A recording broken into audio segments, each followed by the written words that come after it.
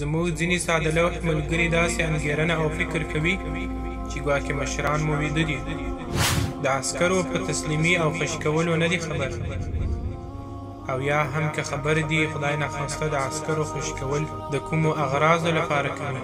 دوی وایي عسکر باید خوشي نشي، هر یو یې باید قتل شي او انتقام ترېنه واخیستل شي.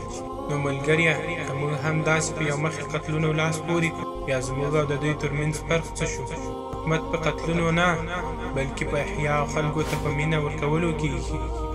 موږ باید خلکو ته د ژوند کولو حق ورکړو. دوی که غولېدلي وو پښیمانه شول او موږ هم ورته غېږه خلاصه کړه. تاسو د مکې د فتح تاریخ وګورئ، هېڅکله به بیا داسې خبرې ونه کړئ. رسول الله صلی الله علیه وسلم مبارک هلته لوی لوی کافران وبخل. د هغه پیغمبر صلی الله علیه وسلم رحم دومره عام و چې د خپل محبوب او زړور تر سید حمزه رضی الله عنه قاتل ته یې هم بښنه وکړه.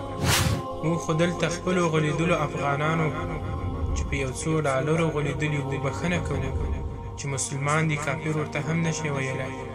دا بیل بحث دی چې ولې ورسره جګړه کوو.